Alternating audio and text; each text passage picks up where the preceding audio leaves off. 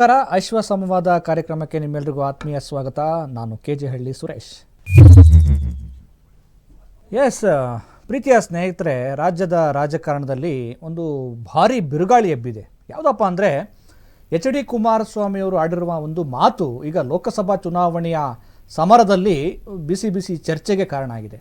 ಅವರು ಚುನಾವಣಾ ಪ್ರಚಾರದ ಸಂದರ್ಭದಲ್ಲಿ ಹೆಣ್ಣು ಮಕ್ಕಳು ಸ್ವಲ್ಪ ದಾರಿ ತಪ್ಪಿದ್ದಾರೆ ಅಂತ ಅನಿಸುತ್ತೆ. ಅಂದರೆ ಈ ಕಾಂಗ್ರೆಸ್ನ ಗ್ಯಾರಂಟಿಯನ್ನು ಟೀಕಿಸುವ ಭರದಲ್ಲಿ ಈ ಗ್ಯಾರಂಟಿ ಯೋಜನೆಯಿಂದ ಹೆಣ್ಣು ಮಕ್ಕಳು ಸ್ವಲ್ಪ ದಾರಿ ತಪ್ಪಿದ್ದಾರೇನೋ ಅನ್ನೋ ಅರ್ಥದಲ್ಲಿ ಮಾತಾಡಿದ್ದಾರೆ. ಆ ಮಾತು ಈಗ ರಾಜ್ಯದ ರಾಜಕಾರಣದಲ್ಲಿ ಮತ್ತು ಮಾಧ್ಯಮಗಳ ವಲಯದಲ್ಲಿ ಭಾರಿ ಚರ್ಚೆಗೆ, ಬಿಸಿ ಬಿಸಿ ಚರ್ಚೆಗೆ ಗ್ರಾಸ ಆಗಿರುವಂಥದ್ದು. ಹಾಗಿದ್ರೆ ಹೆಣ್ಮಕ್ಳು ಅಂದರೆ ಬರೀ ರಾಜಕಾರಣದಲ್ಲಿ ನಿಂದನೆಗೆ, ಟೀಕೆಗೆ ಬಳಕೆಯಾಗುವ ವಸ್ತುವ? ಯಾಕೆ ಹೆಣ್ಮಕ್ಳಿಗೆ ಗೌರವ ಇಲ್ಲ? ಇವರ ರಾಜಕೀಯ ಲಾಭಕ್ಕೋಸ್ಕರ ಹೆಣ್ಮಕ್ಕಳನ್ನು ಏನು ಬೇಕಾದರೂ, ಯಾವ ರೀತಿ ಬೇಕಾದರೂ ನಿಂದನೆ ಮಾಡ್ಬೋದಾ, ಟೀಕೆ ಮಾಡ್ಬೋದಾ? ಎಸ್, ಇವೆಲ್ಲದ್ರ ಬಗ್ಗೆ ನಾವು ಚರ್ಚೆ ಮಾಡೋಣ. ಇದೇ ಇವತ್ತಿನ ವಿಶೇಷ. ದಾರಿ ತಪ್ಪಿದ್ದು ಯಾರು? ಎಸ್, ಈ ವಿಶೇಷ, ಈ ದಾರಿ ತಪ್ಪಿದ್ದು ಯಾವುದು ಕಾರ್ಯಕ್ರಮದ ಭಾಗವಾಗಿ ನಮ್ಮೊಂದಿಗೆ ಈ ವಿಚಾರದ ಬಗ್ಗೆ ಚರ್ಚೆ ಮಾಡೋದಕ್ಕೆ ರೇವತಿ ಕಾಮತ್ ಅವರು ಬಂದಿದ್ದಾರೆ. ಅವರು ಪರಿಸರ ತಜ್ಞೆ, ಸಮಾಜ ಸೇವಕರು, ಹೀಗೆ ಬೇರೆ ಬೇರೆ ವಲಯದಲ್ಲಿ ಕೆಲಸ ಮಾಡ್ತಿರ್ತಾರೆ. ಅವ್ರನ್ನ ವೆಲ್ಕಮ್ ಮಾಡ್ಕೊಂಡು ಕಾರ್ಯಕ್ರಮ ಶುರು ಮಾಡೋಣ. ಸರ್, ಮೇಡಮ್, ಈ ಕಾರ್ಯಕ್ರಮಕ್ಕೆ ನಿಮಗೆ ಆತ್ಮೀಯ ಸ್ವಾಗತ. ನಮಸ್ಕಾರ.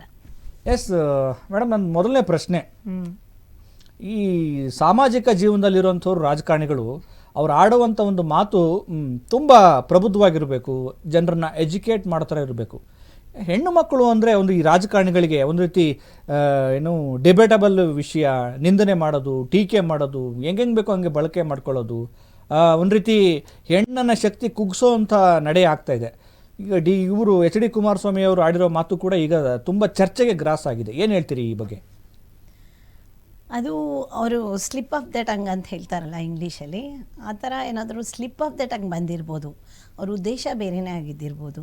ಸೊ ಹೇಳುವಾಗ ಅವರು ಇದು ಸ್ಪೆಷಲಿ ಅವ್ರ ತಲೆಯಲ್ಲಿ ನಾನು ಅಂದ್ಕೊಳ್ತಾ ಇರೋದು, HD ಕುಮಾರಸ್ವಾಮಿ ಅವ್ರಿಗೆ ಈ ಅಧ್ವಾನಗಳು ನಡೀತಾ ಇರೋದು ನೋಡಿಬಿಟ್ಟು, ಈಗ ಪ್ರತಿ ಶನಿವಾರ ಭಾನುವಾರ ಇವ್ರುಗಳು ಹೆಂಗಸರುಗಳು ಮನೆ ಮಠ ಎಲ್ಲ ಬಿಟ್ಟು ಅವ್ರುಗಳು ಆ ಥರ ರಶ್ಶು ಇದು ಮಾಡಿಕೊಂಡು ಬಸ್ಸಲ್ಲಿ ಓಡಾಟ ಇರ್ಬೋದು, ಅದು ತುಂಬಾ ತೊಂದರೆ ಆಗ್ತಾಯಿದೆ. ಸ್ಕೂಲ್ ಮಕ್ಳುಗಳಿಗೆ ಹೋಗೋರಿಗೆ ಎಷ್ಟು ತೊಂದರೆ ಆಗ್ತಿದೆ ಅಂದರೆ ಈ ಫ್ರೀ ಬಸ್ ಅಂತ ಮಾಡಿರೋದ್ರದ್ದು ಬಗ್ಗೆ ನನಗೂ ಆಕ್ಷೇಪಣೆ ಇದೆ. ಆ ವಿಷಯಕ್ಕೇನಾದರೂ ಅವರು ಆ ಥರ ಹೇಳಿರ್ಬೋದೇನೋ ಅಂತ ಅಂದ್ಕೊಳ್ತೀನಿ. ಬೇರೆ ಉದ್ದೇಶ ಇರೋದಕ್ಕೆ ಸಾಧ್ಯ ಇಲ್ಲ ಅಂತ ನನ್ನ ಅನಿಸಿಕೆ. ಮೇಡಮ್, ಏನಂದರೆ ಈಗ ಸರ್ಕಾರದ ಯೋಜನೆಗಳ ಬಗ್ಗೆ ಟೀಕೆ ಮಾಡುವಂಥದ್ದು ಪ್ರತಿಯೊಬ್ಬ ನಾಗರಿಕನ ಕರ್ತವ್ಯ ಮತ್ತು ಪ್ರತಿಪಕ್ಷಗಳ ಕರ್ತವ್ಯ. ಆದರೆ ನೀವು ಟೀಕೆ ಮಾಡೋದಕ್ಕೆ ಇಲ್ಲ, ಆ ಯೋಜನೆ ಸರಿ ಇಲ್ಲ, ಆ ಯೋಜನೆಯಿಂದ ಜನರಿಗೆ, ಪಬ್ಲಿಕ್ಸಿಗೆ ಉಪಯೋಗ ಆಗ್ತಾ ಇಲ್ಲ ಅಂತ ಹೇಳ್ಬೋದು. ಈ ದಾರಿ ತಪ್ಪಿದ್ದು ಅಂತ ಹೇಳೋದಿದೆಯಲ್ಲ, ನಮ್ಮ ಹಳ್ಳಿ ಕಡೆ ಬೇರೆ ಬೇರೆ ಅರ್ಥಗಳೇ ಬರ್ತವೆ. ಹೆಣ್ಮಕ್ಳು ದಾರಿ ಯಾರೋ ಹೆಣ್ಮಕ್ಳು ದಾರಿ ತಪ್ಪಿದ್ರು ಕಣ್ರಿ ಅಂತ ಅನ್ನೋದಿದೆಯಲ್ಲ, ಅದು ಬೇರೆದೇ ಒಂದು ಕಾಂಟ್ಯಾಕ್ಸ್ಟ್ ಬೇರೆ ಆಗುತ್ತೆ. ಅಂದರೆ ರಾಜಕಾರಣಿಗಳು HD ಕುಮಾರಸ್ವಾಮಿ ಅವರಂತೆ ಅಷ್ಟೇ ಅಲ್ಲ, ಮೊನ್ನೆ ಯಾರೋ ಇದು ಲಕ್ಷ್ಮೀ ಹೆಬ್ಬಾಳ್ಕರ್ ಅವರನ್ನ ಟೀಕೆ ಮಾಡೋ ಬರದಲ್ಲಿ ಅವರ ಕಾನ್ಸ್ಟಿಟ್ಯೂನ್ಸಿ ಬೆಳಗಾವಿ ಅನ್ಸುತ್ತೆ, ಅವರ ಕಾನ್ಸ್ಟಿಟ್ಯೂನ್ಸಿಯಲ್ಲಿ ಒಬ್ಬ ಪ್ರತಿಪಕ್ಷದ ಲೀಡ್ರು BJP ಅವರು ಅನ್ಸುತ್ತೆ, ಅವ್ರು ಹೇಳ್ತಾರೆ ಲಕ್ಷ್ಮೀ ಹೆಬ್ಬಾಳ್ಕರ್ ಅವರು ಇನ್ಮೇಲೆ ಒಂದು ಪೆಗ್ ಜಾಸ್ತಿ ಹಾಕಬೇಕು. ಏನಿದು ಒಂದು ಹೆಣ್ಮಕ್ಳು ಅಂದರೆ ಅಷ್ಟು ಸುಲಭವಾ? ಆಮೇಲೆ ಸುಮಲತಾ ಅವರು ಕಳೆದ ಬಾರಿ ಎಲೆಕ್ಷನ್ಗೆ ಸ್ಪರ್ಧೆ ಮಾಡೋ ಸಂದರ್ಭದಲ್ಲಿ ಏನೇನು ಬಾಯಿಗೆ ಬಂದಂಗೆಲ್ಲ ಹೇಳಿಬಿಟ್ರು. ಹೆಣ್ಮಕ್ಳ ಬಗ್ಗೆ ರಾಜಕಾರಣಿಗಳು ಆಡೋ ಕೀಳು ಮಟ್ಟದ ಪದಗಳ ಬಗ್ಗೆ ಏನು ಹೇಳ್ತೀರಿ? ನಮ್ಮ ದೇಶದಲ್ಲಿ, ಇಂಡಿಯಾದಲ್ಲಿ ಸ್ಪೆಷಲಿ ಇನ್ನೂ ಆ ತಾರತಮ್ಯ ಹೋಗೇ ಇಲ್ಲ. ಹೆಣ್ಮಕ್ಳು ಗಂಡ್ಮಕ್ಳು ಅನ್ನೋ ತಾರತಮ್ಯನೇ ಹೋಗಿಲ್ಲ. ಹೆಣ್ಮಕ್ಳುಗಳು ಅಭ್ಯಲೆ ಇರುವಂಥ ಆ ಥರ ಅನಿಸುತ್ತೆ. ಅದು ಖಂಡಿತ ಸರಿಯಲ್ಲ. ಈಗ ಅವರು ಲಕ್ಷ್ಮೀ ಹೆಬ್ಬಾಳ್ಕರ್ ಬಗ್ಗೆ ಹೇಳಿರೋದಾದರೂ ಆಗಿರ್ಬೋದು, ಕುಮಾರಸ್ವಾಮಿಯವರು ಹೆಣ್ಮಕ್ಳು ದಾರಿ ತಪ್ಪಿದ್ರು ಅನ್ನೋದು, ಅವರು ಅಷ್ಟೊಂದು ಪ್ರಬುದ್ಧ ಸ್ಥಾನದಲ್ಲಿರೋರು ಸ್ವಲ್ಪ ನೋಡಿಕೊಂಡು ಮಾತಾಡಬೇಕಾಗಿತ್ತು. ಅವ್ರು ಆ ಥರ ಸಡನ್ನಾಗಿ ಆ ಥರ ಅವರು ಬಾಯಿಗೆ ಬಂದಿದ್ದೆಲ್ಲ ಮಾತಾಡಬಾರ್ದಲ್ವ. ಭಾಳ ಯಾಕಂದರೆ ಫಾಲೋ ಮಾಡೋರು ತುಂಬ ಜನ ಇರ್ತಾರೆ. ಅವ್ರು ಆಡೋ ಪ್ರತಿ ಮಾತನ್ನು ಮಾಧ್ಯಮಗಳು, ಜನರು ಗಂಭೀರವಾಗಿ ಗಮನಿಸ್ತಾರೆ ಅಲ್ವಾ. ಆಮೇಲೆ ಅವರ ಪಕ್ಷದ ಚಿಹ್ನೆ ತೆನೆ ಹೊತ್ತ ಮಹಿಳೆ. ಅಂದರೆ ಹೆಣ್ಣು ಮಕ್ಕಳನ್ನ ನಾನು ಹೇಳೋದು ನಾಟ್ ಓನ್ಲಿ ಕುಮಾರಸ್ವಾಮಿ ಅವರು, ಅಂದರೆ ರಾಜಕಾರಣಿಗಳಿಗೆ ಎಲ್ಲರೂ ಬಳಸೋ ಭಾಷೆ ತುಂಬ ಹೆಣ್ಣನ್ನು ಎಲ್ಲ ಒಂದು ಕಡೆ ನಿಂದನೆ. ಹೆಣ್ಣು ಅಂದರೆ ನಿಂದನೆಗೆ ಅರ್ಹಳು, ಎರಡನೇ ದರ್ಜೆ ಪ್ರಜೆ. ಇವತ್ತಲ್ಲ, ಮೊದಲಿಂದಲೂ ಕೂಡ ಹಂಗೆ ಹೆಣ್ಣನ್ನು ಒಂದು ರೀತಿ ಕಡೆಗಣಿಸುವ, ತುಳಿಯುವ ಪ್ರಯತ್ನ ನಡೀತಾ ಇದೆ. ಆದರೆ ಏನು ಹೇಳ್ತೀರಿ, 21ನೇ ಶತಮಾನದಲ್ಲೂ ಕೂಡ ಈ ಥರದ ಬೆಳವಣಿಗೆ ನಡೀತಾ ಇದೆ. ಅದಕ್ಕೆ ಅದರಿಂದಾನೇ ಈ ಡೊಮೆಸ್ಟಿಕ್ ಟಾರ್ಚರ್ಸು ಅದು ಇದು ಇಲ್ಲ. ಈಗ ರಾಜಕಾರಣಿಗಳು ಹೆಣ್ಮಕ್ಳ ಬಗ್ಗೆ ಕೆಟ್ಟದಾಗಿ ಮಾತಾಡ್ತಾರೆ ಅನ್ನೋದ್ರ ಬಗ್ಗೆ ನನಗೆ ಅಷ್ಟೊಂದು ಅನುಭವ ಇಲ್ಲ. ಯಾಕೆಂದರೆ ನನಗೆ ರಾಜಕಾರಣಿಗಳಿಗೆ ಯಾವುದೇ ಥರದ ನಂಟಿಲ್ಲ. ಸೊ ನಾ ರಾಜಕಾರಣಿಗಳನ್ನು ಇದು ಮಾಡಲ್ಲ. ಆದರೆ ಇದು ಓಪನ್ ಆಗಿ ಇದು ಚರ್ಚೆ ಬಂದಿರೋದ್ರಿಂದ ಆಮೇಲೆ ರಾಜಕಾರಣ ಅಷ್ಟೇ ಅಲ್ಲ ಮೇಡಮ್, ಸಾರ್ವಜನಿಕ ವಲಯ ಕೂಡ ನೀವು ನೋಡ್ತೀರಿ ಎಷ್ಟೊಂದು ದೌರ್ಜನ್ಯಗಳಾಗ್ತವೆ, ದಬ್ಬಾಳಿಕೆಗಳಾಗ್ತವೆ. ರಾಜಕಾರಣಿಗಳಷ್ಟೇ ಅಲ್ಲ, ಸಾಮಾಜಿಕ ವಲಯದಲ್ಲಿ ಬೇರೆ ಬೇರೆ ಫೀಲ್ಡ್ಗಳಲ್ಲೂ ಕೂಡ ಹೆಣ್ಮಕ್ಳಿಗೆ ಒಂದು ಟಾರ್ಚರು. ಅವರ ಮಾತನ್ನು ಕೇಳದಿದ್ರೆ ಅವ್ರ ಮೇಲೆ ದಬ್ಬಾಳಿಕೆ ಮಾಡೋದು. ಅವ್ರು ಒಂದು ರೀತಿ ಹೆಣ್ಣು ಅಂದರೆ ಒಂದು ರೀತಿ ಸೇವಕಿ, ಏನೋ ಮಕ್ಕಳನ್ನು ಹೆರುವ ಯಂತ್ರ, ಮತ್ತು ಪುರುಷನ ಎಲ್ಲ ಆಸೆ ಆಕಾಂಕ್ಷೆಗಳನ್ನು ಈಡೇರಿಸುವ ಒಂದು ವಸ್ತು. ನಾವು ಹೇಳ್ತೀವಿ ಹೆಣ್ಣು ಕಾರ್ಯೇಶು ಸುಧಾಸಿ ಅಂಥೇಳಿ ಎಲ್ಲ ಶ್ಲೋಕಗಳು ಹೇಳ್ತೀವಲ್ಲ. ಹೆಣ್ಣು ತಾಯಿಯಾಗಿ, ಮಡದಿಯಾಗಿ, ಮಕ್ಕಳಾಗಿ ಎಲ್ಲ ರೀತಿಯಲ್ಲಿ ನಮ್ಮ ಬದುಕನ್ನು ಆವರಿಸ್ಕೊಂಡಿರ್ತಾಳೆ. ಆದರೆ ಕೊನೆಗೆ ಅದೇ. ಆದರೆ ಇದು ಇದೆಯಲ್ಲ, ಇದು ಹಿಂದಿನ ಕಾಲದಲ್ಲಿ ಇವಾಗ ಜನ್ರೇಷನ್ ಚೇಂಜ್ ಆಗ್ತಾ ಇದೆ. ಈಗ ಒಂದು 50 ವರ್ಷಗಳ ಕೆಳಗಡೆ ಹೆಣ್ಮಕ್ಳು ಮಾಡಿದ್ದೆಲ್ಲ ಮಾಡಿಸ್ಕೊಳ್ಳೋರು. ಈಗಿನ ಕಾಲದಲ್ಲಿ ಅವ್ರುಗಳು ದುಡಿತಾರೆ, ಅವ್ರುಗಳಿಗೂ ದುಡಿಯೋ ಶಕ್ತಿ ಇದೆ. ಎಜುಕೇಷನಲ್ಲಿ ಯಾವ ಹೆಣ್ಮಕ್ಳುಗಳು ಏನು ಕಮ್ಮಿ ಇಲ್ಲ, ಯಾವ ಫೀಲ್ಡಲ್ಲೂ ಹೆಣ್ಮಕ್ಳುಗಳು ಕಮ್ಮಿ ಇಲ್ಲ. ಕ್ವೈಟ್ ನ್ಯಾಚುರಲಿ ಅವ್ರುಗಳು ಕಮ್ಮಿ ಇಲ್ಲದೆ ಇರೋದ್ರಿಂದ ಅವ್ರಿಗೆ ಒಂಥರ ದಬಾಯಿಸೋ ಶಕ್ತಿ ಬಂದಿದೆ ಇವಾಗ. ಅದಕ್ಕೆ ಜಾಸ್ತಿ ಡೈವೋರ್ಸಸ್ ಆಗ್ತಾ ಇರೋದು. ಈಗಿನ ಕಾಲದಲ್ಲೂ ಗಂಡಸರುಗಳು ಹೆಣ್ಮಕ್ಳನ್ನ ದಬ್ಬಾಳಿಕೆ ಮಾಡೋಕ್ಕೆ ಬರ್ತಾರೆ ಅನ್ಕೋತೀನಿ. ಮಾಡೋಕ್ಕೆ ಬಂದಾಗ ಅವ್ರು ಸಹಿಸಲ್ಲ, ಯಾಕೆಂದರೆ ಅವ್ರಿಗೆ ದುಡಿಯೋ ಶಕ್ತಿ ಇರುತ್ತೆ, ಅವ್ರು ಹೋಗ್ತಾ ಇದ್ದಾರೆ. ಬಟ್ ತುಂಬ ಇದಾಗಿದೆ, ತುಂಬ ಬದಲಾವಣೆಗಳು ಬಂದಿದೆ. ಆಮೇಲೆ ಈ ದಾರಿ ತಪ್ಪುವುದು, ಆಮೇಲೆ ಪೆಗ್ ಹಾಕ್ತಾರೆ ಅದನ್ನೋದು, ಅದು ರಾಜಕಾರಣ ಅಷ್ಟು ನಮ್ಮನ್ನೆಲ್ಲ ಕಾಯುವಂಥ ವ್ಯಕ್ತಿಗಳು ಇವರೆಲ್ಲರೂ, ಎಲ್ಲ ಸುಧಾರಣೆ ಮಾಡುವಂಥ ವ್ಯಕ್ತಿಗಳು ಇವರೇ ಆ ಥರ ಒಂಥರ ಮಾತಾಡಿದ್ರು ಅಂದರೆ ನಿಜವಾಗ್ಲೂ ಅದೊಂಥರ ಒಂಥರ ವಿಷಾದಕರ ವಿಷಯ. ಇದು ಮಾಡಬಾರ್ದಾಗಿತ್ತು. ಅದಕ್ಕೆ ಇವಾಗ ಮಾಡಾಗೋಗಿದೆ. ಅವರನ್ನೇ ಇದು ಮಾಡಿ ಕೇಳಬೇಕು ಮೇಡಮ್, ಇದು ಅರ್ಥ ಏನು ಅಂತ. ಇಲ್ಲಿಗೆ ಮೊದಲೇನಲ್ಲ, ಇದು ಕೊನೆಯೂ ಅಲ್ಲ. ಅಂದರೆ ಇಲ್ಲಿಗೆ ನಿಲ್ಲೋದು ಇಲ್ಲ. ಇದು ಇನ್ನೂ ಮುಂದುವರಿಯುತ್ತೆ. ಅಂದರೆ ಹೆಣ್ಣನ್ನು ತಮ್ಮ ರಾಜಕೀಯ ಲಾಭಕ್ಕೆ ನಿಂದನೆ ಮಾಡೋದು ಇನ್ನೂ ಮುಂದುವರಿಯುತ್ತೆ. ನೀವು ಬೇರೆ ಬೇರೆ ಸಾಮಾಜಿಕ ವಲಯದಲ್ಲಿ ಕೆಲಸ ಮಾಡಿದ್ದೀರಿ, ನಿಮಗೂ ಕಂಪ್ಲೇಂಟ್ಸ್ ತುಂಬ ಬಂದಿರುತ್ತವೆ. ನೀವು ಅವನ್ನೆಲ್ಲ ಸ್ವಲ್ಪ ಶೇರ್ ಮಾಡ್ಕೊಳ್ಳೋದಂದ್ರೆ, ಯಾಕೆಂದರೆ ಹೆಣ್ಣಿನ ಮೇಲೆ ನಡೆಯುವ ಶೋಷಣೆಯ ರೂಪಗಳು ಯಾವ್ಯಾವ ರೀತಿ ಇರ್ತವೆ ಅಂತ. ಯಾಕಂದ್ರೆ ಹೆಣ್ಣಿನ ಮೇಲೆ ಶೋಷಣೆ ಮಾಡೋಕ್ಕೆ ಎಲ್ಲ ಕಾದಿರ್ತಾರೆ ಗಂಡಸರುಗಳು. ಸ್ಪೆಷಲಿ ಈ ರಾಜಕೀಯದಲ್ಲೂ ನೋಡಿ, ಇವಾಗ ಎಷ್ಟು ಜನ ಹೆಣ್ಮಕ್ಳು ರಾಜಕೀಯದಲ್ಲಿದ್ದಾರೆ ಅಲ್ವಾ? ರಾಜಕೀಯಕ್ಕೆ ಬರೋಕ್ಕೆ ಮನೆಯಿಂದ ಅವರು ಅದು ಪರ್ಮಿಷನ್ ಕೊಟ್ಟರೆ ಬರೋಕ್ಕಾಗತ್ತೆ ರಾಜಕೀಯಕ್ಕೆ. ಇಲ್ಲದಿದ್ದರೆ ಎಲ್ಲಿ ಬರ್ತಾರೆ? ಎಷ್ಟಿದೆ ನಮ್ಮದು ರಿಸರ್ವೇಷನು ಹೆಣ್ಮಕ್ಳಿಗೋಸ್ಕರ. ಅದರಲ್ಲಿ ಎಷ್ಟು ಜನ ಪಾರ್ಟಿಸಿಪೇಟ್ ಮಾಡ್ತಾರೆ. ಅದು ಹೆಣ್ಮಕ್ಳುಗಳು ಬರ್ತಾರೆ ಎಲೆಕ್ಷನ್ಗೆ. ಎಂಥವ್ರು ಅಂದರೆ ಪ್ರಭಾವಿ ರಾಜಕಾರಣಿ ಆಗಿರಬೇಕು, ಅವ್ರಿಗೆ ನಿಂತ್ಕೊಳ್ಳೋಕೆ ಅವಕಾಶ ಇಲ್ಲದೆ ಇರಬೇಕು. ಆವಾಗ ಅವ್ರು ಏನು ಮಾಡ್ತಾರೆ ಅಂದರೆ ತಮ್ಮನೇಲಿರೋ ಹೆಂಡ್ತಿನೋ ತಮ್ಮನೇಲಿರೋ ತಾಯಿನೋ ಯಾರನ್ನೋ ನಿಲ್ಲಿಸ್ತಾರೆ ಅದಕ್ಕೆ ಎಲೆಕ್ಷನ್ಗೆ. ನಿಲ್ಲಿಸಿ ಅವ್ರು ಗೆಲ್ತಾರೆ ಅಂದ್ಕೊಳ್ಳಿ. ಗೆದ್ದಾದಮೇಲೆ ಅವ್ರಿಗೆ ಪಾಲಿಟಿಕ್ಸ್ ಬಗ್ಗೆ ಏನು, ರಾಜಕಾರಣದ ಬಗ್ಗೆ ಏನು ಜ್ಞಾನ ಇರಲ್ಲ. ಅಲ್ಲಿ ಒಳಗಡೆಯಿಂದ ಅವ್ರಿಗೆ ಇಷ್ಟ ಇಲ್ಲದಿರೋದು. ಅದ್ರದ್ದು ಅದು ತಾರದೊಂದು ಸಿನಿಮಾನೂ ಬಂತಲ್ಲ, ಅವರು ಇದು ಬಂದು ಗಂಡ ಏನಕ್ಕೋ ಸೈನ್ ಮಾಡೋಕ್ಕೆ ಹೇಳ್ತಾನೆ, ಹೆಬ್ಬೆಟ್ ರಾಮಕ್ಕ. ಎಸ್ ಹೆಬ್ಬೆಟ್ ರಾಮಕ್ಕದಲ್ಲಿ ನೋಡಿ ಅವ್ನು ನಿಲ್ಲಿಸ್ತಾನೆ, ಇದಕ್ಕೆ ಎಲೆಕ್ಷನ್ಗೆ ನಿಲ್ಲಿಸ್ತಾನೆ. ಅದೊಂದು ಕರೆಕ್ಟ್ ಉದಾಹರಣೆ. ಹಳ್ಳಿಗಳಂತಲೂ ಅದೇ ಆಗ್ತಾ ಇರೋದು. ತಾವು ನಿಲ್ಲಿಸ್ಬೇಕು ಮಕ್ಳುಗಳನ್ನು ಅಂತ, ಹೆಂಡ್ತಿರು ನಿಲ್ಲಿಸ್ಬೇಕು, ತಾವು ರಾಜಕೀಯ ಕಾರಣದಲ್ಲಿ ಇದು ಮಾಡಬೇಕು ಅಂತ ಮಾಡ್ತಾರೆ. ಬಟ್ ಆಮೇಲೆ ಹೆಣ್ಮಕ್ಳು ಎದುರು ನಿಂತು ಅನ್ಯಾಯನ ಎದುರಿಸ್ತಾ ಬಂದರೆ ಖಂಡಿತ ಎಲ್ಲೋ ಒಂದು ಕಡೆ ಕಿಡಿ ಎಲ್ಲೋ ಒಂದು ಕಡೆ ಹಚ್ಕೊಳ್ಳುತ್ತೆ. ಅದು ಕಿಡಿ ಇದಾಗಿ ಹಬ್ಬೋದ್ರಲ್ಲಿ, ಕಾಡ್ಗಿಚ್ಚಾಗಿ ಹಬ್ಬೋದ್ರಲ್ಲಿ ಜಾಸ್ತಿ ಹೊತ್ತಬೇಕಾಗಲ್ಲ. ಸೊ ನಾವು ಇದೇ ಒಂದು ವಿಷಯಕ್ಕೇ ಇದರಿಂದನೇ ಕಿಡಿ ಹತ್ಕೋಬೋದು, ಹೇಳೋಕ್ಕಾಗಲ್ಲ. ಈಗ ಓಪನ್ ಸ್ಟೇಟ್ಮೆಂಟ್ ಒಳಗಡೆ ಗುಟ್ಟಲ್ಲಿ ನಡೀತಿದ್ರೆ ಗೊತ್ತಾಗಲ್ಲ. ಓಪನ್ ಸ್ಟೇಟ್ಮೆಂಟ್ ಬಂದಾಗ ಅವಾಗ ಏನಾಗುತ್ತೆ ಅಂತ ಹೇಳಿದ್ರೆ, ಹೌದು ದಾರಿ ತಪ್ಪಿದ ಹೆಂಗಸರು ಅಂದರೆ ಕ್ವೈಟ್ ನ್ಯಾಚುರಲಿ ಒಂಥರ ಅದರ meaning is very bad actually. ಅಲ್ಲ, ದಾರಿ ತಪ್ಪಿರೋದು ರಾಜಕಾರಣಿಗಳು. ಪಾಪ ಹೆಣ್ಮಕ್ಳು ಹೆಂಗೆ ದಾರಿ ತಪ್ತಾರೆ? ಇವರು ಒಂದು ದಿನ ಒಂದೊಂದು ಪಕ್ಷಕ್ಕೆ ಜಂಪ್ ಆಗ್ತಾರೆ, ಒಂದೊಂದು ಪಕ್ಷಕ್ಕೆ ಸಪೋರ್ಟ್ ಮಾಡ್ತಾರೆ ಅಲ್ವಾ? ನೀವು ನೋಡಿರ್ತೀರಿ, ರಾಜಕಾರಣ ಅಂದರೆ ಇವ್ರಿಗೊಂದು ಬದ್ಧತೆ ಇರಲ್ಲ, ಇವ್ರು ಹೇಳ್ದಂಗೆ ನಡ್ಕೊಳ್ಳಲ್ಲ. ಪಾಪ ಹೆಣ್ಮಕ್ಳು ದಾರಿ ತಪ್ಪಿದ್ರು ಅಂದರೆ ಹೆಂಗೆ ಮೇಡಮ್ ಅದು? ಹೌದು, ಹೆಣ್ಮಕ್ಳು ಅದೇ ಯಾಕೆ ಹೇಳಿದ್ರು ಅನ್ನೋದು ಒಂಥರ ಶೋಚನೀಯ ವಿಚಾರ. ಒಂಥರ ಇವಾಗ ಅವ್ರು ಎಷ್ಟೇ ಅದಕ್ಕೆ ಸಮಜಾಯಿಷಿ ಕೊಡ್ತಾ ಹೋದರು, ಎಷ್ಟೇ ಅವರು ಅದಕ್ಕೆ ವಿಶ್ಲೇಷಣೆ ಮಾಡ್ತಾ ಹೋದರೂ ಅದನ್ನು ಇವಾಗ ಅವ್ರಿಗೆ ಕಷ್ಟ ಇದೆ ಇವಾಗ. ಎಸ್ ಮೇಡಮ್, ಈ ಒಂದು ವಿಚಾರದ ಬಗ್ಗೆ ಹೆಣ್ಣು ಮಕ್ಕಳನ್ನು ನಿಂದನೆ ಮಾಡ್ತಿರುವಂಥ ಈ ಸಾಮಾಜಿಕ ವಲಯ, ರಾಜಕಾರಣಿಗಳು ಅವ್ರ ಮೇಲೆ ನಡೀತಿರುವಂಥ ದೌರ್ಜನ್ಯ ದಬ್ಬಾಳಿಕೆಗಳ ಬಗ್ಗೆ ನಮ್ಮ ಪಬ್ಲಿಕ್ಸ್ ಏನೆಲ್ಲ ಹೇಳಿದ್ದಾರೆ ನೋಡ್ಕೊಂಬರೋಣ. ಓಕೆ, ಈಗ ನಾವು ಪಬ್ಲಿಕ್ಸು ಕೂಡ ಮಾತಾಡಿದ್ದಾರೆ, ಅವ್ರದ್ದು ನಾವು ಪ್ಲೇ ಮಾಡ್ತೀವಿ.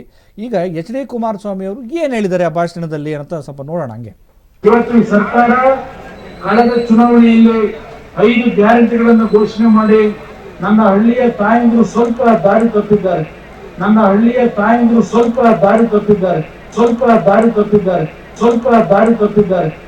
ಇವತ್ತು ಈ ಸರ್ಕಾರ ಕಳೆದ ಚುನಾವಣೆಯಲ್ಲಿ 5 ಗ್ಯಾರಂಟಿಗಳನ್ನು ಘೋಷಣೆ ಮಾಡಿ ನನ್ನ ಹಳ್ಳಿಯ ತಾಯಂದಿರು ಸ್ವಲ್ಪ ದಾರಿ ತಪ್ಪಿದ್ದಾರೆ.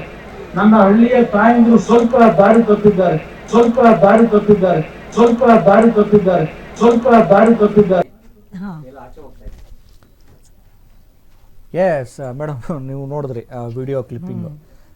ಎಲ್ಲೋ ಯೋಜನೆಗಳಿಂದ, ಗ್ಯಾರಂಟಿ ಯೋಜನೆಗಳಿಂದ ನಮ್ಮ ಹೆಣ್ಮಕ್ಳು ದಾರಿ ತಪ್ಪಿದ್ದಾರೆ ಅಂತ. ಈಗ ನಿಜವಾಗ್ಲೂ ರಾಜಕಾರಣಿಗಳು ಹೆಣ್ಮಕ್ಳು ದಾರಿ ತಪ್ಪದ ಆಗಿ ಏನು ಕೆಲಸ ಮಾಡ್ಬೋದು? ಇವ್ರು ಹೇಳ್ತಿದಾರಲ್ಲ ದಾರಿ ತಪ್ಪಿದ್ದಾರೆ ಅಂತ. ಆಯ್ತಪ್ಪ, ಅವ್ರಿಗೆ ದಾರಿ ತಪ್ಪದ ಹಾಗೆ ಅವ್ರ ಬದುಕನ್ನು ಸದೃಢ ಮಾಡೋದಕ್ಕೆ, ಅವ್ರ ಬದುಕನ್ನು ಇನ್ನಷ್ಟು ಮೆಚುರಿಟಿ ಮಾಡೋಕ್ಕೆ, ಮೇಲಕ್ಕೆ ಕೊಂಡೊಯ್ಯೋದಕ್ಕೆ ಇದೇ ರಾಜಕಾರಣಿಗಳು ದಾರಿ ತಪ್ಪದ ಹಾಗೆ ಒಳ್ಳೆ ರೂಟಲ್ಲಿ ಹೋಗೋದಕ್ಕೆ, ಅವರು ಸ್ಟ್ರಾಂಗಾಗಿ ನಿಲ್ಲೋದಕ್ಕೆ ಈ ರಾಜಕಾರಣಿಗಳು ಏನು ಮಾಡ್ಬೋದು ಅಂತ ಬಯಸ್ತೀರಿ ನೀವು? ಸ್ವಲ್ಪ ಅವರು ರಾಜಕಾರಣಿಗಳು ನಮ್ಮ ಹಳ್ಳಿಗಳ ಕಡೆ ಗಮನ ಹರಿಸ್ಬೇಕು. ಕರೆಕ್ಟ್.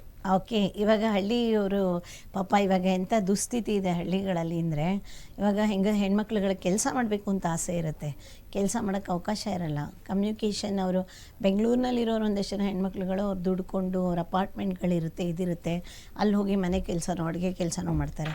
ಹಳ್ಳಿಗಳಲ್ಲಿರೋರಿಗೆ ಇದು ಮಾಡೋಕ್ಕೆ ಭಾಳ ಕಷ್ಟ ಇದೆ, ಜೀವನ ಮಾಡೋಕ್ಕೆ ಕಷ್ಟ ಇದೆ. ಅವ್ರಿಗೊಂದು 5,000 10,000 ರೂಢಿ.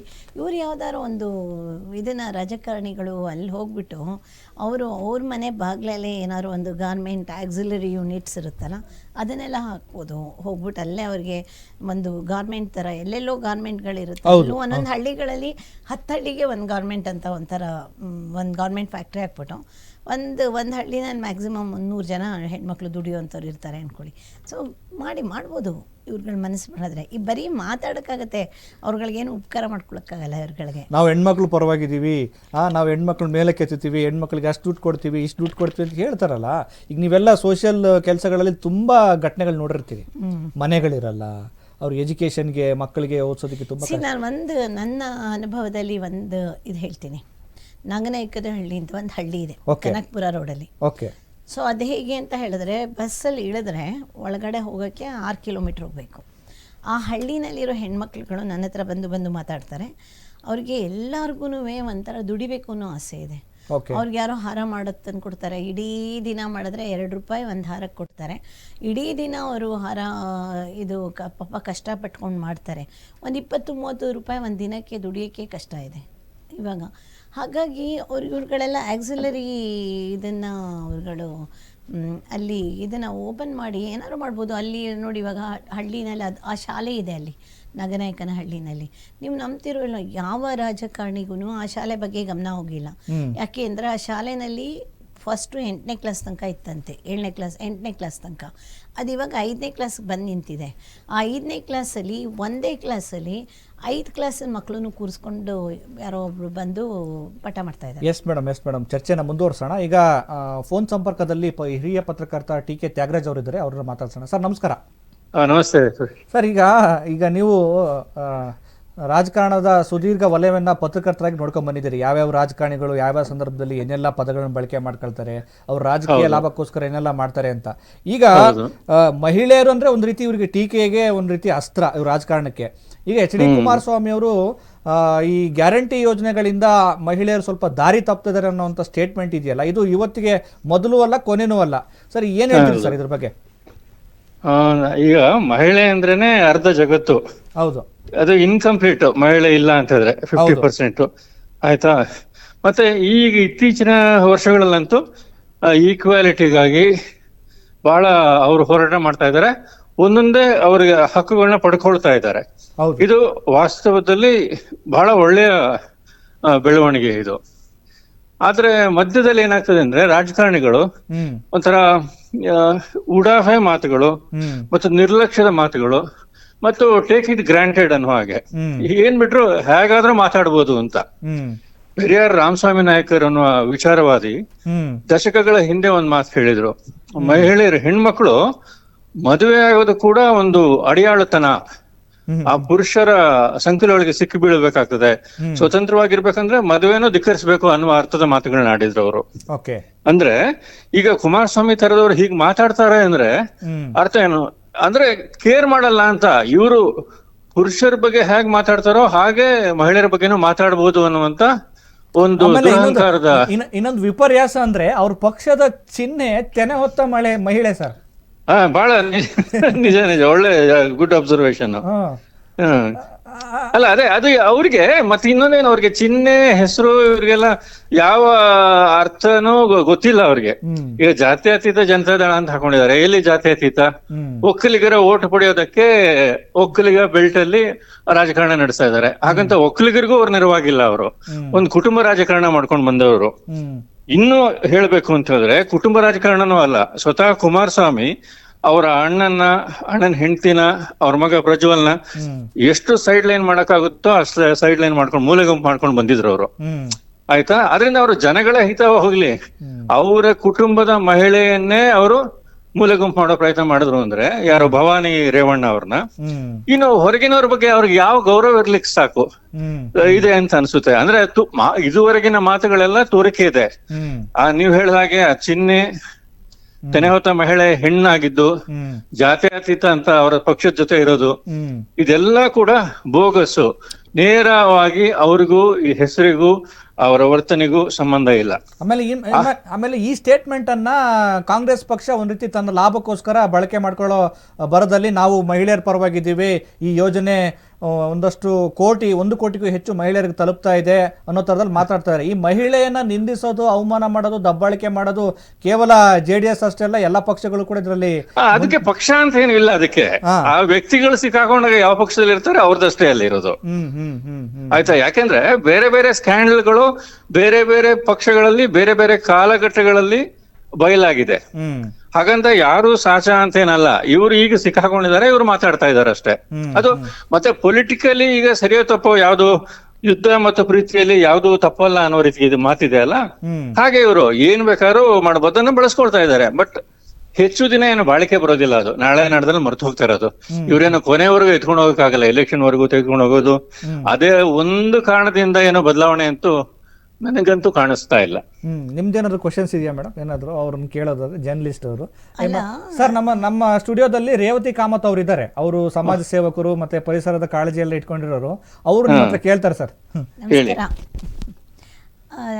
ಅಲ್ಲ, ಇದು ಎಫೆಕ್ಟ್ ಆಗ್ಬೋದು ಅನಿಸ್ತಾ ಇದೆ ನಂಗೆ ಎಲೆಕ್ಷನ್ ಅಲ್ಲಿ. ಏನು ಅದರಿಂದಾಗಿ ಪರಿಣಾಮಗಳು ಏನು ಆಗುದಿಲ್ಲ. ಯಾಕೆಂತ ಹೇಳಿದ್ರೆ ಈಗ ಡಿಸೈಡ್ ಮಾಡಿರುವ ಜನ ಹೇಗಿದ್ದಾರೋ ವೋಟರ್ಸು, ಈ ಮಧ್ಯದಲ್ಲಿ ಬೇರೆ ಬೇರೆ ಬೆಳವಣಿಗೆಗಳಾಗ್ತಾ ಹೋಗ್ತದೆ. ಅಂದ್ರೆ ಈಗ ಗ್ಯಾರಂಟಿಯಿಂದ ಆದಂತ ಬದಲಾವಣೆಗಳು, ಈ ಪ್ರತಿದಿನ ಒಂದೊಂದು ಸ್ಟೇಟ್ಮೆಂಟ್ ನೀವು ಗಮನಿಸ್ತಾ ಇದ್ದೀರಾ. ಈಗ ಮೊನ್ನೆ ಟೆಲಿಫೋನ್ ದಿನ ಬಂತು. ಯಾವ್ದು ಇವರು ಅವ್ರ ಹೆಸರು ಆದಿಚುಂಚನಗಿರಿ ಮಠದ ನಿರ್ಮಲಾನಂದ ಅಂತ ಹೇಳೋರ್ ಬಗ್ಗೆ. ಅದೇನೋ ಟ್ಯಾಪಿಂಗ್, ಅದು ಹಳೆ ಇಶ್ಯೂ. ಅದು B.Pharm ಇದು ರಿಪೋರ್ಟ್ ಹಾಕಿ ಮುಗಿದಿತ್ತು. ಅದು 2-3 years ಆಗೋಗಿದೆ. ಅದು ಏನೂ ಅಲ್ಲ. ಹಂಗೆ ದಿನ ಇಲೆಕ್ಷನ್ ಟೈಮ್ ಅಲ್ಲಿ ಇರೆಸ್ಪಾನ್ಸಿಬಲ್ ಆಗಿ ಮಾತಾಡುವಾಗ ಪ್ರತಿದಿನ ಇಂಥದ್ದೊಂದಲ್ಲ ಒಂದು ಪ್ರಕರಣ ಸಿಗ್ತದೆ. ಅದರಿಂದ ಏನೋ ಬದಲಾವಣೆ ಅಂತೂ ಆಗೋದಿಲ್ಲ. ಮಹಿಳೆಯರು ಸಾರಾಸಗಟಾಗಿ ರೊಚ್ಚಿಗೆದ್ದು ಇವ್ರನ್ನ ಬಿಡೋದಿಲ್ಲ ಅನ್ನೋ ರೀತಿಲಿ ಏನೂ ಆಗೋದಿಲ್ಲ. ಯಾಕಂದ್ರೆ ಬಿಜೆಪಿನಲ್ಲೂ ಹಾಗೆ ಇದ್ದಾರೆ, JDS ನಲ್ಲೂ ಮಹಿಳೆಯರೇನು ತಿರುಗಿ ಬಿದ್ದಿಲ್ಲ, ಬಿಜೆಪಿಯವರು ತಿರುಗಿ ಬೀಳೋದಿಲ್ಲ. ಜನಗಳ ಮನಸ್ಥಿತಿ ಆತರ ಇದೆ. ಐಡಿಯಾಲಜಿಕಲಿ ಥಿಂಕ್ ಮಾಡೋರು ಮಾತ್ರ ಹಂಗೆ ಯೋಚನೆ ಮಾಡಬಲ್ರು ಅಲ್ಲ. ಅವರು ಅದಕ್ಕೆ ಅವ್ರು ಹೇಳಿದ ಮಾತನ್ನ ಅವರು ವಿಶ್ಲೇಷಣೆ ಮಾಡಿ ಯಾವ ಅರ್ಥದಲ್ಲಿ ಹೇಳ್ದೆ ಅನ್ನೋದನ್ನು ಒಂದು ಹೇಳ್ಬೇಕಾಗ. ಅಲ್ಲ, ಅವ್ರು ಹೇಳೋದು ನಾನು ಆ ಅರ್ಥದಲ್ಲಿ ಹೇಳಿಲ್ಲ, ಅದನ್ನ ಟೀಕೆ ಮಾಡೋ ಬರದಲ್ಲಿ ಹಂಗೆ ಹೇಳಿದೀನಿ ಅಂತ ಹೇಳ್ತಿದ್ದಾರೆ ಕುಮಾರಸ್ವಾಮಿ. ಅಲ್ಲ ಸರ್, ಅದೇ ಅದು ಇರೆಸ್ಪಾನ್ಸಿಬಲ್. ಒಬ್ಬ ಮಾತಾಡುವಾಗ ಸಾರ್ವಜನಿಕವಾಗಿ ಒಬ್ಬ ನಾಯಕ ಮಾತಾಡ್ಬೇಕಾದ್ರೆ ತುಂಬಾ ಎಚ್ಚರಿಕೆಯಿಂದ ಮಾತಾಡ್ಬೇಕಾಗ್ತದೆ. ಕರೆಕ್ಟ್. ಅದು ಕುಮಾರಸ್ವಾಮಿ ಅಂತಲ್ಲ, ಯಾರಿಗೂ ಓದಿಲ್ಲ. ಈಗ ಕುಮಾರಸ್ವಾಮಿ ಸದ್ಯಕ್ಕೆ ಸಿಕ್ಕಾಕೊಂಡಿದ್ದಾರೆ ಅಷ್ಟೇ. ಆಯ್ತಾ? ಅದು ಇರೆಸ್ಪಾನ್ಸಿಬಲ್, ಅದ್ರಲ್ಲಿ ಅನುಮಾನನೇ ಇಲ್ಲ. ನಾಳೆ ಇನ್ನೊಂದು ಯಾವ್ದೋ ನನಗೂ ಪರ್ಟಿಕ್ಯುಲರ್ ಒಂದು ಘಟನೆ ಮರ್ತೋಗಿದೆ. ಕಾಂಗ್ರೆಸ್ನವರು, JDS ಇನ್ನು ಬಿಜೆಪಿಯವರು ಇಂಥದ್ದು ಬೇಕಾದಷ್ಟು ಪ್ರಕರಣಗಳಾಗಿದೆ ಬೇರೆ ಬೇರೆ ಸಂದರ್ಭಗಳಲ್ಲಿ ಮಹಿಳೆಯರ ಬಗ್ಗೆ ಮಾತಾಡಿರುವಂತದ್ದು. ಈಗ ತಕ್ಷಣಕ್ಕೆ ನೆನಪಾಗ್ತಾ ಇಲ್ಲ ನೀವು ಕೇಳಿದ ಸಂದರ್ಭದಲ್ಲಿ ನನಗೆ. ಅದೇನೋ ಓಟ್ರಿಗೆ ಓಟನ್ನ ಒಗ್ಗೂಡಿಸಿ ಇವ್ರ ವಿರುದ್ಧ ಮತ ಹಾಕುವಂತ ಒಂದು ಬೆಳವಣಿಗೆಯನ್ನೇನು ಉಂಟು ಮಾಡೋದಿಲ್ಲ ಅಂತ ನಾನು ಅಂದ್ಕೊಂಡಿದ್ದೀನಿ. Okay sir, okay okay okay, thank you, ಧನ್ಯವಾದ. Thank you so much. ಆದರೆ ನಾವೆಲ್ಲ ಕೇಳ್ಕೊಳ್ಳೋಣ ಎಲ್ಲ ಜನರಿಗೆ ಇದನ್ನ ಅವರೇನೋ ಬೈ ಮಿಸ್ಟೇಕ್ ಮಾತಾಡಿದ್ದಾರೆ, ಇದನ್ನೇ ಇಟ್ಕೊಂಡು ಮುಂದುವರಿಬೇಡಿ ಅಂತ. ಅಂದರೆ ಮೇಡಮ್, ಈಗ ನಾವು ಕುಮಾರಸ್ವಾಮಿ ಅವರು ಒಂದು ನೆಪ ಅಷ್ಟೇನೆ. ಈಗ ಕುಮಾರಸ್ವಾಮಿ ಅವರು ಹೇಳಿದ್ದಾರೆ, ಆದರೆ ಇಲ್ಲಿಗೆ ನಿಲ್ಲೋದಿಲ್ಲ ಅಂತ. ಇವನ್ ನೋಡಿ, ಇನ್ನೊಂದು ಲಕ್ಷ್ಮೀ ಹೆಬ್ಬಾಳ್ಕರ್ ಅವ್ರನ್ನ ಟೀಕೆ ಮಾಡೋ ಬರದಲ್ಲಿ ಇನ್ನು ಲಕ್ಷ್ಮೀ ಹೆಬ್ಬಾಳ್ಕರ್ ಅವರು ಇನ್ನು ಮುಂದೆ ಒಂದು ಪೆಗ್ ಎಕ್ಸ್ಟ್ರಾ ಜಾಸ್ತಿಯಾಗಿ ಕುಡಿದು ಮಲಗಬೇಕು ಅನ್ನೋದು ಯಾರು ಹೇಳಿದ್ದು? ಅವ್ರ ಕಾನ್ಸ್ಟಿಟ್ಯೂನ್ಸಿಯಲ್ಲಿ ವಿರೋಧ ಪಕ್ಷದ BJP ಒಬ್ಬ ಲೀಡರ್ ಮಾತಾಡಿರೋದು. ಅಂದರೆ ನೀವು ಯಾಕೆ ರೆಸ್ಪಾನ್ಸಿಬಿಲಿಟಿ ಇಲ್ಲ ಇವ್ರುಗಳಿಗೆ? ನಾವು ಅಟ್ಲೀಸ್ಟು ಇವ್ರನ್ನೆಲ್ಲ ನಾವು ಸೆಲೆಕ್ಟ್ ಮಾಡಿ ಅವ್ರಿಗೆ ನಾವು ಇಷ್ಟು ದೊಡ್ಡ ಜವಾಬ್ದಾರಿ ಕೊಡ್ತೀವಲ್ಲ, ನಮ್ಮನ್ನು ಆಳೋವಂಥ ಜವಾಬ್ದಾರಿ, ಇವರೆಲ್ಲ ಇಷ್ಟು ಒಂಥರ ಲೂಸಾಗಿ ಮಾತಾಡೋದು ಖಂಡಿತ ತಪ್ಪು.